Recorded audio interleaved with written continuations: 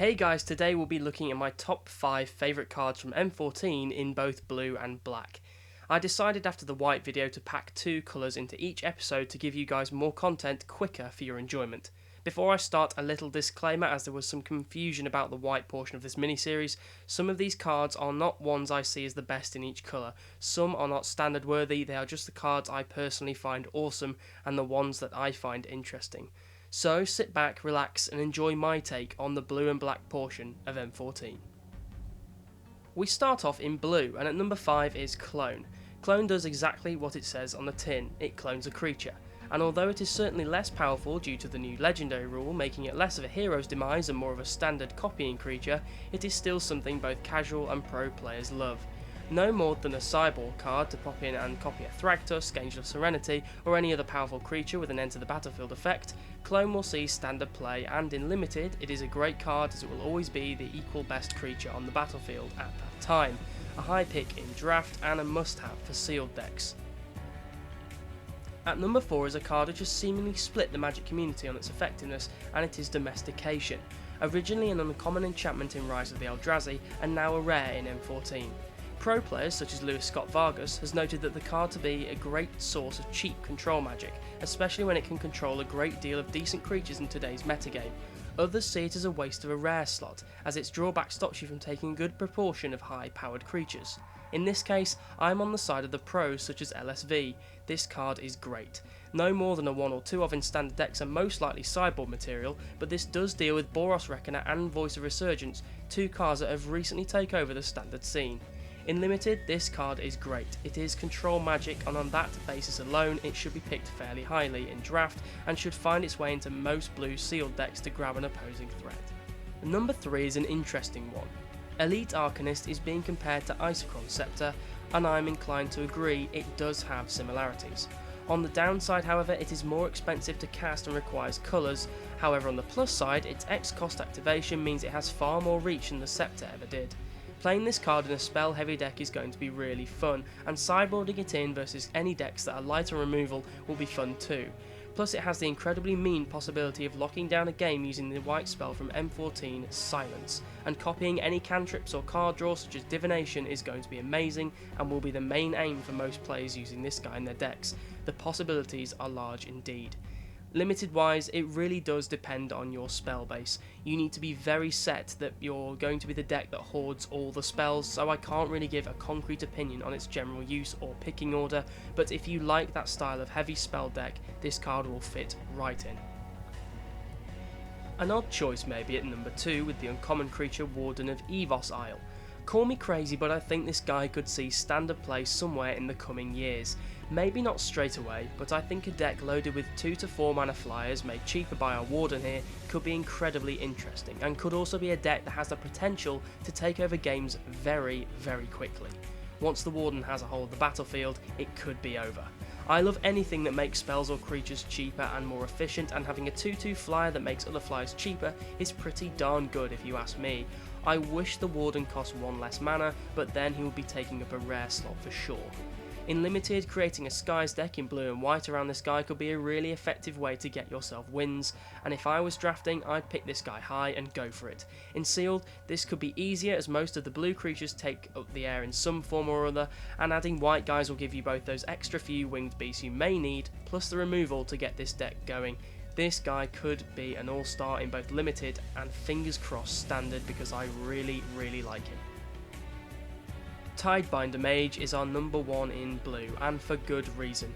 It shuts down a lot of threats in today's metagame across all formats, but if you're unsure, let me list a few. Craterhoof Behemoth, Wolfear Silverheart, Huntmaster of the Fells, Lightning Mauler, Burning Tree Emissary, Hellrider, Tarmogoyf Deathrite Shaman, and of course Thragtusk. Just a few names there, and there are many, many more.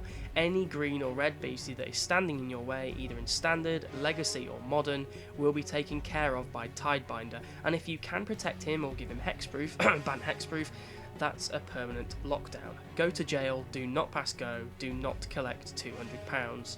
Also, Tidebinder Mage is the cheapest out of the cycle of hate bears at only 2 mana. 2 mana for a decent body and an agoraphobic style control, this card is wonderful. In Limited, it isn't the best of colour hoses if your opponent is not in red or green, it is just a bear. Due to this, it isn't really a high pick in draft for me, and it is more than likely a sideboard card unless you need that blue bear in Sealed.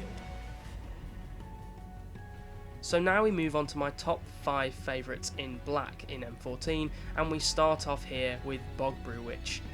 She is one of the coolest cards ever in Magic in my opinion, at least flavour wise.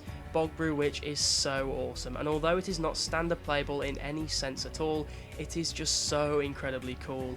I will be making a casual deck filled with newts and cauldrons for this witch to play with. The card tells a story, something I love Magic to do.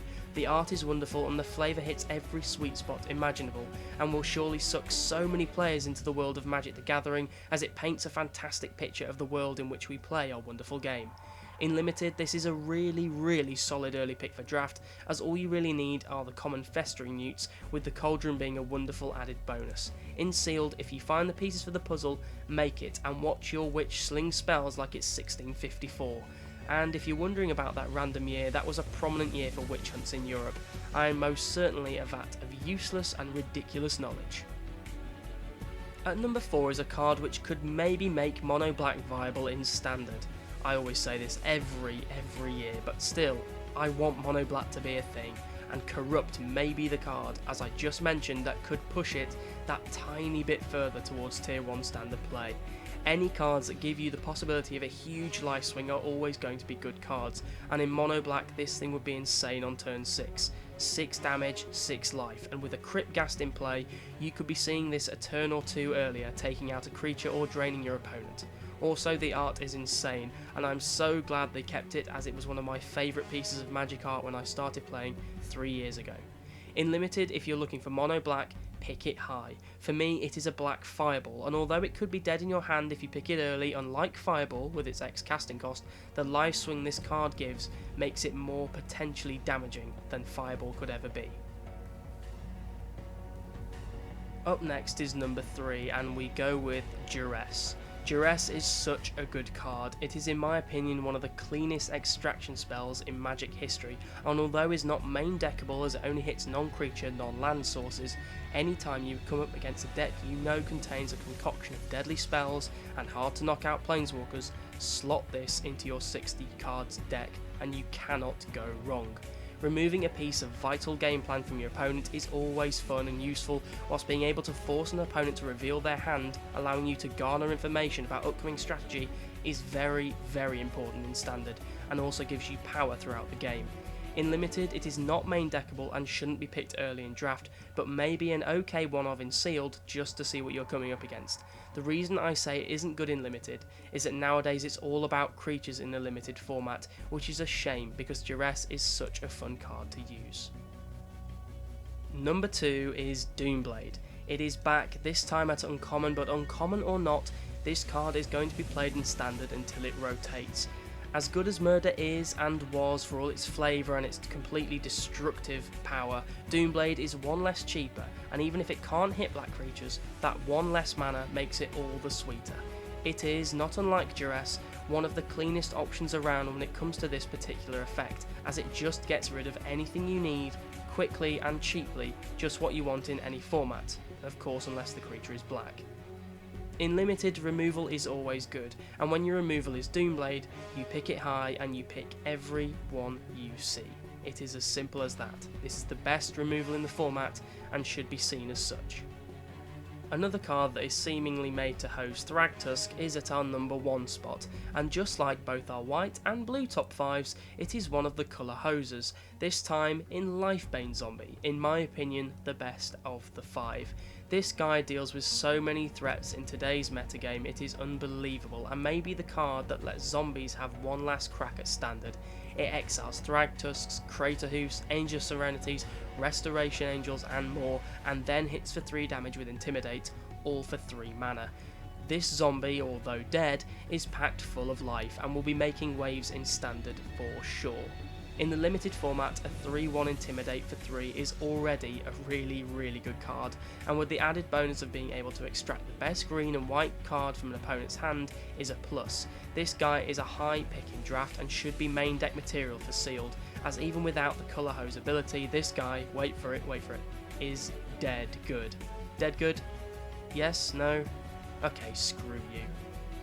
Anyway guys, that's it for my rundown of my favourite cards in the blue and black sections of M14's tasty colour pie.